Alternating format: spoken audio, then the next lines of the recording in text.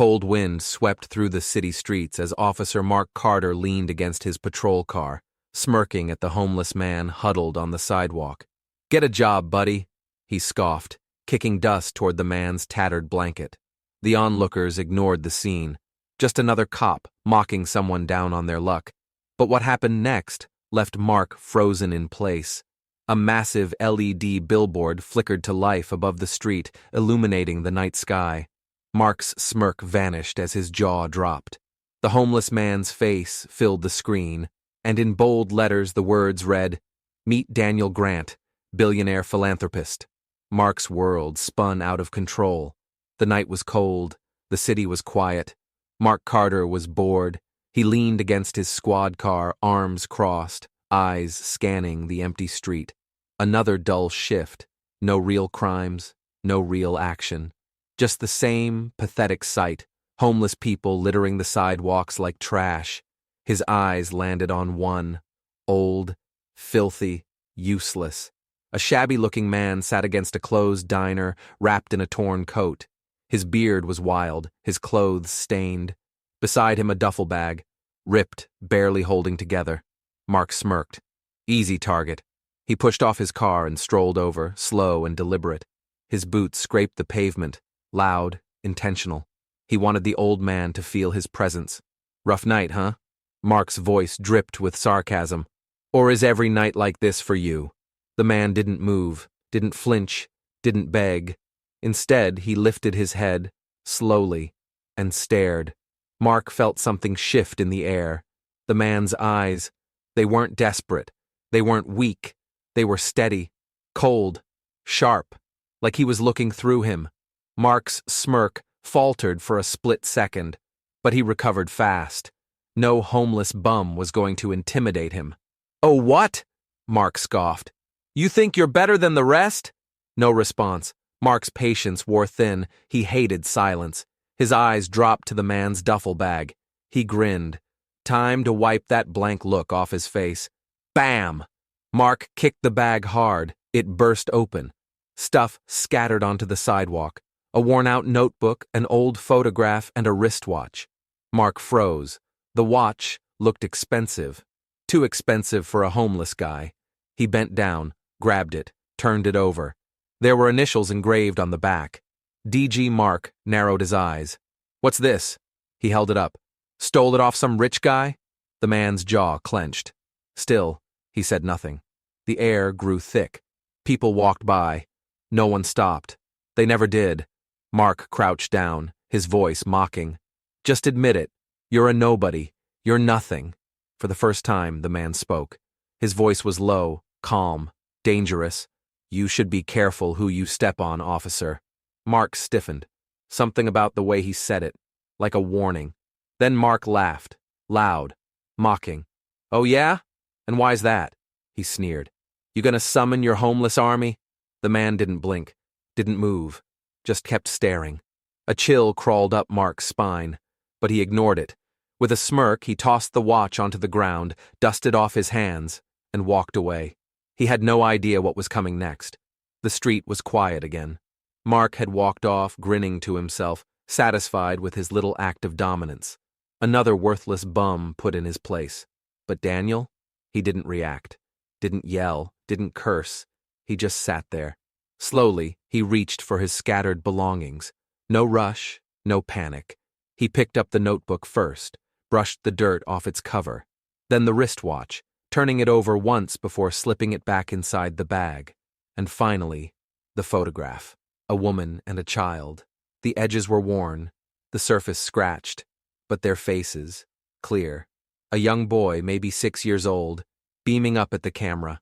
The woman beside him had kind eyes, soft curls framing her face. Daniel stared at the photo for a long moment. Then, with the same quiet patience, he dusted it off and placed it inside his coat pocket.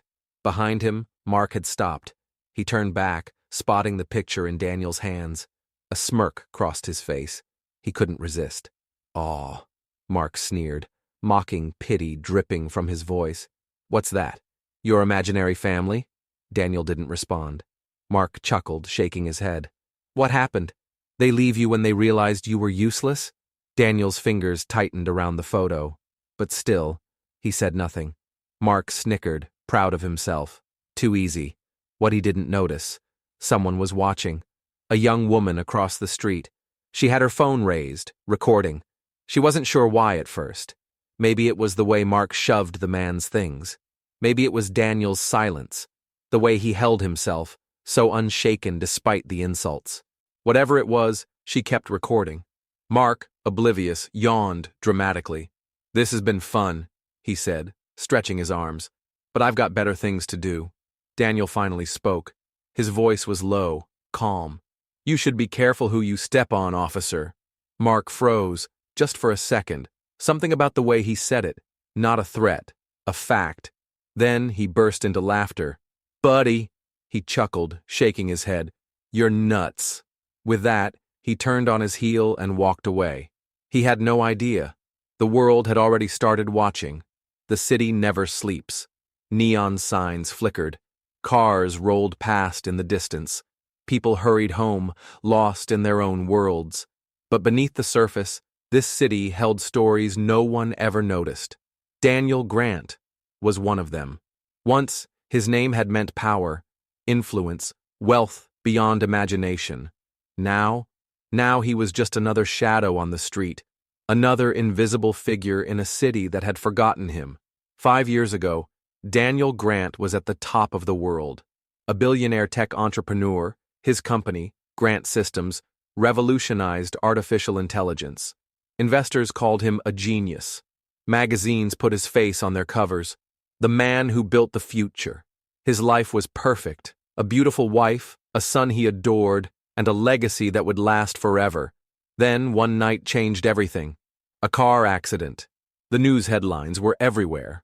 Tragic loss. CEO's family killed in horrific crash. He had been driving. A drunk driver ran a red light. His wife and son never made it. Daniel survived, but something inside him didn't. He disappeared from the public eye, walked away from his company, vanished. No one knew where he went. But Daniel? He knew exactly where he belonged, among the forgotten. He traded his mansions for sidewalks, his luxury suits for a torn coat. He didn't want to be Daniel Grant anymore. He just wanted to feel human again. Mark Carter sat in a diner, laughing with his friends. "Man, you should have seen this guy," Mark said, taking a bite of his burger. Just sitting there, acting all high and mighty, like he was some kind of king. His buddies chuckled. They'd heard it all before. Mark loved pushing around the weak. "Did he beg?" one of them asked. "Nah," Mark smirked. "Just sat there like a damn statue. Freaking weirdo." He mocked the stare Daniel had given him, making the others laugh harder. But outside the diner, something was happening. The video. The young woman who had recorded Mark's interaction. She had just uploaded it, and it was spreading fast. "Arrogant cop mocks homeless man, but wait until you see who he really is." People started recognizing the face. "Wait a second, isn't that Daniel Grant?" Within hours, the internet exploded. Mark Carter had no idea. But by morning, his name would be everywhere. The morning started like any other. Mark Carter groaned as his alarm blared, slamming the snooze button. His head pounded from the cheap beer he had chugged the night before. He had barely crawled into bed at 3 a.m. after hanging out with his buddies, bragging about how he put a street rat in his place. He had no idea that his world had already flipped upside down. His phone buzzed, again and again. Mark squinted at the screen, still half asleep. 12 missed calls, his partner, his chief, even some guys from other precincts. What the hell? A text popped up. "Turn on the news. Now!" Mark's stomach twisted. He sat up, rubbing his face, and grabbed the remote. Whatever it was, it could wait. He flicked on the TV, and there it was, his own damn face, right there on the morning news. Viral video, officer caught mocking former billionaire on the streets. Mark's heart stopped. His phone buzzed again. Another text. "Go online, now." With shaking fingers, Mark tapped the link. The video had millions of views. "Arrogant cop mocks homeless man, then the truth comes out." The headline made his stomach churn. He pressed play. There he was, kicking the duffel bag, sneering at the man, mocking the photo. Every word he had spat out played back at him in crystal clear HD. Wait, that's Daniel Grant? This cop just bullied a billionaire. Karma's coming. Fire him. Now. Mark's mouth went dry. Daniel Grant. The tech genius. The billionaire. The philanthropist. Mark felt sick. This wasn't just some old bum. He had humiliated a man who once owned half the city. And now? The whole damn world was watching. His phone rang. Chief Reynolds. Mark froze. He hesitated before answering. His voice hoarse. Sir, Get your ass to the station, now. Click. The line went dead. Mark swallowed hard. He leaped out of bed, throwing on his uniform. His hands trembled as he grabbed his keys and ran out the door. He jumped into his car, heart pounding. Maybe he could fix this. Maybe it wasn't as bad as it looked. But then, he saw it. Mark slammed the brakes. His breath hitched. Right in front of him, looming over the city, was a massive billboard, and staring back at him was Daniel Grant, with one line written in bold letters, "You never know who you're talking to." Mark's fingers clenched the steering wheel. His chest tightened. This wasn't just bad. This was the end. Mark's hands gripped the steering wheel so tightly his knuckles turned white. His heart hammered against his chest. That damn billboard towered over the city, glowing bright in the early morning sky. Daniel Grant's face, staring down at him. The message in bold, taunting letters. You never know who you're talking to. Mark's throat went dry. His mind screamed at him to move, but his body wouldn't listen. This isn't happening. This had to be some sick joke. Then he saw them. The people. Pedestrians walking along the sidewalk. Some on their phones, some sipping coffee. And then, they started noticing. One man looked up, did a double take. Another gasped. A woman nudged her friend, pointing at the screen, then at Mark. Mark's stomach dropped. The whispers started. Oh my God, that's him. Isn't that the cop from the video? Holy shit. He's standing right there. Mark's breath came fast and uneven. He could feel the stares now, burning into him. His badge had always made him untouchable. Now, it made him a target. He needed to get the hell out of there. Too late. The first camera crew pulled up, then another. Reporters spilled onto the street, holding microphones, cameras rolling. Someone shouted his name. Officer Mark Carter, do you have a statement? Mark spun around. A woman in a blazer rushed toward him, shoving a mic in his face. Do you regret mocking Daniel Grant? She pressed. Mark's pulse skyrocketed. A second reporter jumped in. Did you know who he was? Or do you just treat all homeless people like trash? Mark took a step back, lifting a hand. No comment, he muttered. But they weren't letting him go that easy. The cameras closed in. The questions fired from every direction. Are you worried about losing your job? Has the department responded to the backlash? Will you apologize to Daniel Grant? Mark turned sharply and tried to push past them, but more reporters blocked his way. His skin burned, his ears rang. People weren't whispering anymore. They were shouting, accusing, laughing. Some had their phones out, recording him all over again. This was a nightmare, and it was only getting worse. Mark's breath was still uneven, his palms sweaty. The reporters were relentless. Cameras flashed, microphones were shoved in his face, and the crowd around him kept growing. But then, his radio buzzed. A sharp, familiar voice crackled through. Carter, get your ass to the station. Now, his chief. Mark didn't think twice. He shoved past the reporters, moving fast. He had to get out of there. He sprinted to his car, hands fumbling for the keys. His heartbeat pounded in his skull. As he pulled onto the street, the billboard still loomed in his rearview mirror. Daniel Grant's face watching him. Mark clenched his jaw. He was in deep shit. And this was only the beginning. The moment Mark stepped into the station, it felt different. Officers who once nodded at him, laughed with him, shared coffee breaks with him.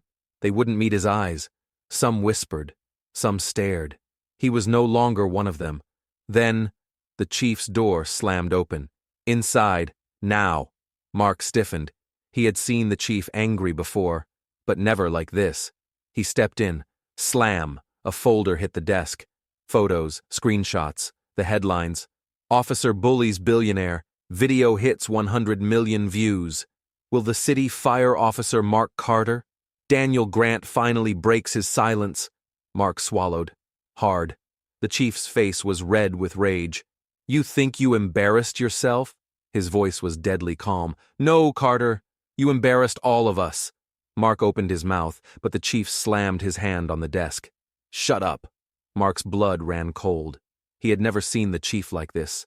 We've got the mayor's office breathing down our necks, the chief snapped. The media? All over us. And guess what, genius? They want your head. Mark's stomach twisted. Chief, You're suspended. Mark froze. The words hit like a bullet. Suspended. No badge. No power. For the first time, Mark Carter was just another guy. And he wasn't ready for what came next. The world wanted answers. The media was on fire. News stations ran round-the-clock coverage of the viral video. Social media was exploding with debates, think pieces, and hashtags. Justice for Daniel Grant was trending worldwide. Fire Mark Carter wasn't far behind. But amidst all the chaos, the man at the center of it all, Daniel Grant, was nowhere to be found. Reporters swarmed the streets desperate for a comment. They chased leads, knocked on doors, and camped outside shelters. Mr. Grant, do you plan to press charges? Daniel, how does it feel to be humiliated like that? Are you planning to expose more corrupt officers? Daniel ignored all of them. No interviews, no press conferences, no grand public statements. Finally, after days of silence, he made one simple statement outside a small community center. No cameras, no media frenzy, just a few gathered locals. His words were calm, measured. My wealth doesn't define me, but the way people treat others does. And just like that, he vanished again. The world was left stunned. People expected Daniel to fight back, to take revenge, to sue the city for millions. Instead, he walked away. Some called him a saint. Others called him a fool. Why wouldn't he take the money? Why let Mark Carter off the hook? What's his real motive? Speculations spread like wildfire. Was he secretly planning something bigger? Was he testing society? Or had he truly just let it go? No one knew, and Daniel wasn't telling. Meanwhile, Mark Carter was living in a personal hell. His suspension wasn't enough for the public. People wanted him fired, blacklisted. His face was everywhere. His name was toxic. Even when he walked down the street, he could feel it. The judgment, the whispers, the disgust. A once respected officer, now reduced to nothing. His friends? Gone. His career? Ruined. His future? Non-existent. Mark had spent his whole life looking down on people like Daniel Grant. Now, he was one of them. And for the first time in his life, he knew what it felt like. Months passed. The world moved on. Social media found new scandals, new faces to tear apart. But Mark Carter, he was still trapped in his downfall. His career was dead. No badge, no power, no future. He had always thought of himself as untouchable. But now, no one would even hire him. At first he thought it would blow over. A few weeks, maybe a couple of months. But the stain on his name was permanent. Every job application got the same response. Sorry, Mr. Carter, but we're moving forward with other candidates. That was the polite version. Others weren't so nice. Aren't you that cop who mocked the billionaire? We don't hire people with your history. Try somewhere that doesn't Google your name. He tried everything. Security jobs, private firms, even a desk job. No one wanted the risk. And for the first time, Mark felt powerless. The same way he had made others feel. He sat at a cafe one evening, staring at his nearly empty coffee cup. The cheapest thing on the menu. People passed by without looking at him. He used to be the guy people feared. The cop who had the power to decide who stayed and who got kicked to the curb. Now, he was on the curb. The irony stung. A group of well-dressed businessmen walked in. One of them glanced at Mark, then sneered.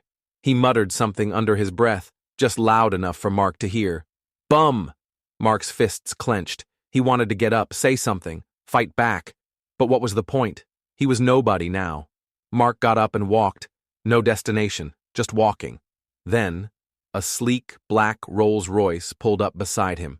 The tinted window rolled down. Mark turned, and his stomach dropped. Daniel Grant, calm, collected, looking right at him. Mark's jaw tightened. You here to laugh at me?